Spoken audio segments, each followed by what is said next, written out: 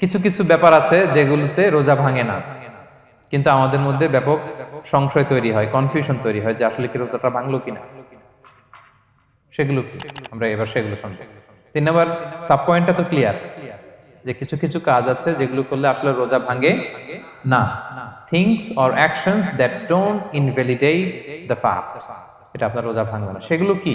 এক নম্বর হচ্ছে ভুল করে যদি কেউ খায়, যেটা আমাদের আগের পয়েন্টে আমি ক্লিয়ার করে দিয়েছি, অথবা জোর করে যদি কাউকে খাওয়ানো হয় তার রোজা ভাঙবে না, এটা আপনারা ইতিমধ্যে জেনেছেন। একটা হাদিস শুনে সহিহ বুখারী, রাসূল সাল্লাল্লাহু আলাইহি ওয়াসাল্লাম বলেছেন, মান নাসিয়া ওয়া হুয়া সাইম ফাআকালা আও শারিবা, রোজা অবস্থায় কেউ যদি ভুল করে খেয়ে ফেলে, ফালিউতিম্মা সাওমা, সেজন্য তার রোজা পূর্ণ করে, তার রোজা ভেঙে গেছে মনে করে সেজন্য খাওয়া শুরু না করে, সেজন্য রোজা পূর্ণ করে। কারণ ফাইন্নামা আতআমাহুল্লাহু ওয়া সাকা, কারণ আল্লাহই তাকে খাইয়েছে, আল্লাহই তাকে পান করিয়েছে। কিন্তু ভুল করে খেয়ে ফেলছেন, এটা তো আপনার হাতে ছিল না। তাহলে ভুল করে খেলে তার রোজা ভাঙবে না, কাজা কাফারা কিছুই লাগবে না, জাস্ট ইউ কন্টিনিউ ইউর সিয়াম। ওকে। 2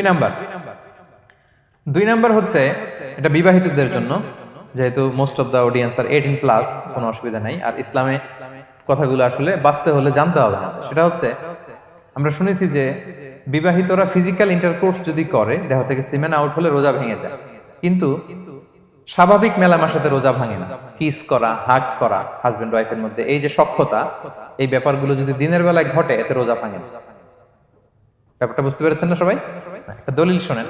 আমাদের আয়েশা রাদিয়াল্লাহু তাআলা আনহা বলেন, কানা নবী সাল্লাল্লাহু আলাইহি ওয়াসাল্লাম ইয়াকাব্বিলু ওয়া হুয়া সাইম, রমাদানের রোজা অবস্থায় তিনি আমাদেরকে কিস করতেন, ওয়া ইউবাশিরু, আমাদেরকে হাগ করতেন, ওয়া হুয়া সাইম, রোজা অবস্থায়। এতে রোজার কোনো সমস্যা হতো না, তবে এটা রিকমেন্ডেড না।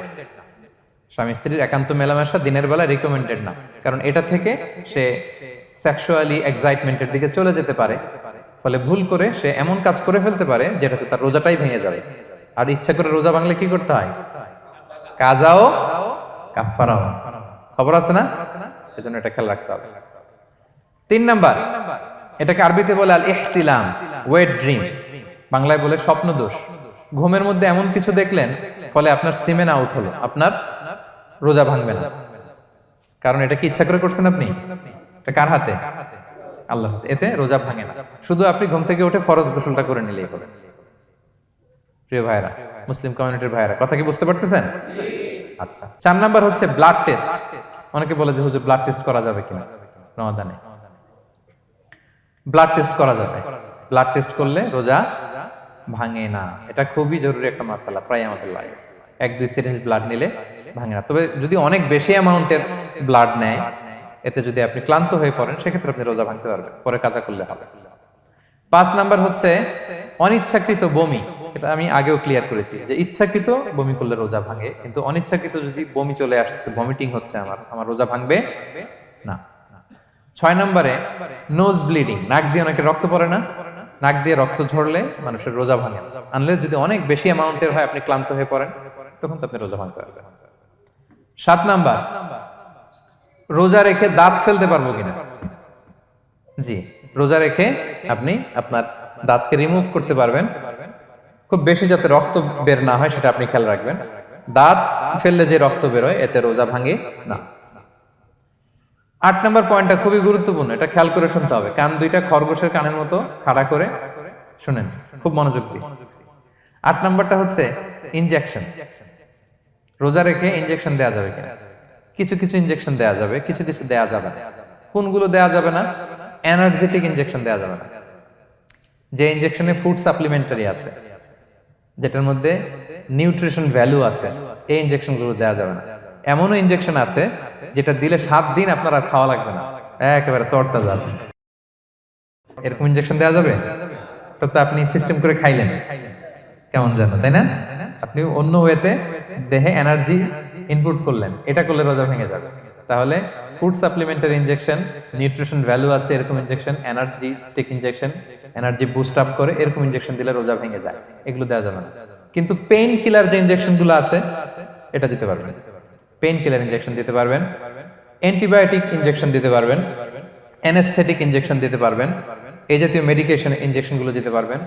কোভিডের যে ইনজেকশন এগুলো আপনি দিতে পারবেন, এগুলোতে রোজা ভাঙে না, কারণ এগুলোতে আপনার স্টোমাকে কিছু পৌঁছেও না, আপনাকে শক্তিবর্ধক কিছু দেহে প্রবেশও করাচ্ছে না, আপনার এনার্জিও বাড়ে না, আপনার এনার্জি বাড়ে না, আপনার নিউট্রিশন ভ্যালু অ্যাড হয় না, আপনার স্টোমাকে কিছু পৌঁছে না, এই জাতীয় সব ইনজেকশন দেওয়া যায়। ইনজেকশনের পয়েন্টটা ক্লিয়ার? 9 নম্বরে কিছু কমন ব্যাপার আছে। এই কমন জিনিসগুলো আমাদের মনের মধ্যে প্রায় প্রশ্ন জাগে যে এগুলো করা যাবে কি যাবে না, এগুলো ক্লিয়ার করি। এর মধ্যে 1 নম্বর হচ্ছে টুথপেস্ট। রোজা রেখে টুথপেস্ট দিয়ে ব্রাশ করা যাবে কিনা, বলেন যাবে কি যাবে না? যাবে, কে কে হাত তুলুন তো দেখি। হ্যাঁ, মাত্র 1 জন, 2 জন, 3 জন, 4 জন, 5 জন, 6 জন, দল ভারী হচ্ছে আস্তে আস্তে। হ্যাঁ, টুথপেস্ট দিয়ে ব্রাশ করা যাবে কি যাবে না? যাবে মাত্র 5 জন। আর যাবে না কয়জন দেখি? যাবে না, অনেকে যাবে না। অনেকে হাত তুলে নাই, ভাবছে কোন জায়গায় হাত তুলে কোন বিপদে পড়ি। চুপচাপ দেখি যে কোনটা জিতে।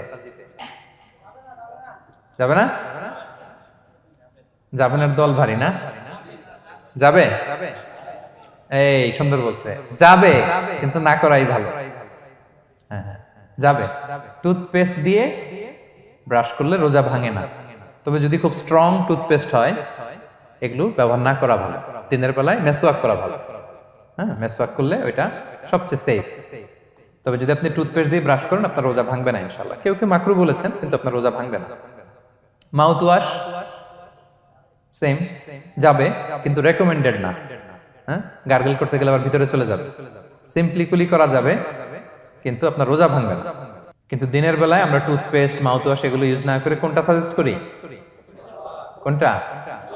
মেসওয়াক করেন তো আপনারা? রাসূল সাল্লাল্লাহু আলাইহি ওয়াসাল্লাম বলেছেন, আমার উম্মতের জন্য যদি কষ্ট না হয়ে যেত আমি প্রত্যেক নামাজের আগে মেসওয়াক করা ফরজ করে দিয়ে যেতাম। কষ্ট হয়ে যাবে, পকেট নিয়ে নিয়ে মেসওয়াক ঘুরতে হবে। এবং রাসূল সাল্লাল্লাহু আলাইহি ওয়াসাল্লাম মৃত্যুর আগে ওনার হাতে যে জিনিসটা রেখে উনি শেষ নিঃশ্বাস ত্যাগ করেছেন সেটা হচ্ছে মেসওয়াক। উনি অত্যন্ত অসুস্থ, প্রচন্ড জ্বরে কাতরাচ্ছেন। তখন দেখলেন যে ওনার শ্যালক আব্দুর রহমান রাদিয়াল্লাহু তাআলা আনহু উনি মেসওয়াক করতেছেন, তো উনি ফেল করে তাকায় আছেন, বলতে পারতেছেন না আমাকে দাও। আম্মা জান আয়েশা বুঝতে পারলেন যে রাসূল মনে হয় চাচ্ছেন, তো উনি এটা নিয়ে এসে নিজে চাবালেন। রাসূল ইসলাম চাবায় যে নরম করবেন এই শক্তিটাও গায়ে নাই। আম্মা জান নিজে চাবিয়ে রাসূল ইসলামের হাতে দিলেন, রাসূল ইসলাম মেসওয়াক করলেন। এই মেসওয়াক করার কিছুক্ষণ পরে তিনি ইন্তেকাল করলেন।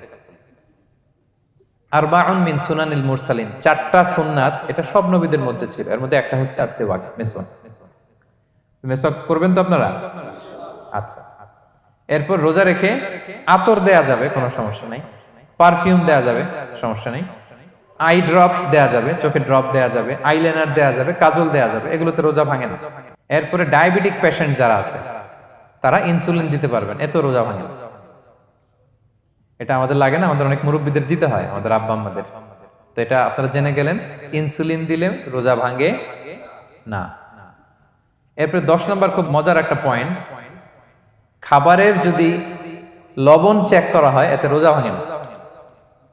তবে ঘরে আপনারা এটা ট্রাই করবেন না, এটা রেকমেন্ডেড না। এটা কখন রেকমেন্ডেড? এটা বড় শেফদের জন্য। লেটস সে রমাদানে 1000 লোকের বিরিয়ানি করা হবে, আল্লাহর বান্দারা রোজাদাররা খাবে, এটা লবণ বেশি হলে খাইতে পারবে? পারবে না। এজন্য যিনি শেফ, প্রধান বাবুর্চি, উনি লবণটা ট্রাই করতে পারবেন, করেই সাথে সাথে কুলি করে ফেলবেন, ভিতরে তো কিছু গেল না, এতে রোজা ভাঙে না। তাই বলে প্রতিদিন ঘরের রান্নাতে আবার এটা করতে যায় না। ঘরে 2 জন, আপনি আপনার হাজবেন্ড ওয়াইফ টোনাটুনি একটা হইলেই হইলো, কি বলেন? লবণ বেশি হবে কম হবে, কিন্তু বড় প্রোগ্রাম, অনেক রোজাদাররা একসাথে ইফতারি করবে, এটা তো লবণাক্ত হইলে খাওয়া যাবে না। তো সেক্ষেত্রে শেফ যদি জাস্ট জিব্বা দিয়ে লবণটা একটু ট্রাই করে নেয় যে অ্যাড করতে হবে না, ঠিক আছে, সাথে সাথে কুলি করে ফেলে, রোজা ভাঙবে না। দলিল কি? দলিল হচ্ছে কাঁচা ডালের মেসওয়াক। রাসূল সাল্লাল্লাহু আলাইহি ওয়াসাল্লাম কাঁচা ডালের জাইতুনের মেসওয়াক দিয়ে তিনি সেওয়াক দিয়ে মেসওয়াক করতেন। তো কাঁচা জাইতুনের আপনারা মেসওয়াক করছেন, এটা কিন্তু অনেক লবণাক্ত, সল্টি, এটার মধ্যে একটা ঝাঁঝালো ভাব আছে। তো এটা আপনার জিহ্বায় লাগলে কি রোজা ভেঙে যায়? ভাঙে না।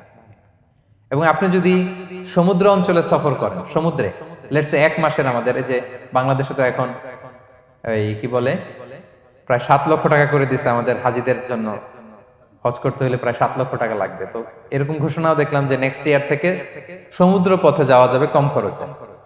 তো কেউ যদি এমন হয় সমুদ্রের সফরে দীর্ঘ সময়, আপনি অজু করবেন কি দিয়ে? সাগরের পানি দিয়ে। তো সাগরের পানি কেমন? সাগরের পানি দিয়ে আপনার কুলি করতে হবে না? মাছ মজা করবেন না? তা আপনার কি রমজানে যদি কুলি করেন আপনার রোজা ভেঙে যাবে? না, ভাঙবে না। তো এ থেকে স্কলাররা দলিল নিয়েছেন যে এরকম জরুরি প্রয়োজন হলে আপনি খাবারের স্বাদটা লবণটা দেখতে পারবেন, সাথে সাথে কুলি করে ফেলবেন, এতে আপনার রোজা ভাঙবে না ইনশাআল্লাহ বিইذনিল্লাহ। অনেকে প্রশ্ন করে এনজিওগ্রাম করা যাবে কিনা। এনজিওগ্রাম এগুলো করা যায়, এই যে হার্টের পেশেন্টদের জন্য এখান থেকে একটা এই ক্যাথেটার ঢুকায়, যদি এটার মধ্যে ওষুধ লাগানো থাকে তো এটা হার্টের দিকে যায়, এটা স্টোমাকে যায় না, এগুলো করা যাবে। তাহলে এই বিষয়গুলো অলমোস্ট মুত্তাফাক আলাই, মানে সর্বসম্মতিক্রমে এতে আপনার রোজা ভাঙবে না ইনশাআল্লাহ বিইذনিল্লাহ। এই পয়েন্টটা ক্লিয়ার না? ক্লিয়ার।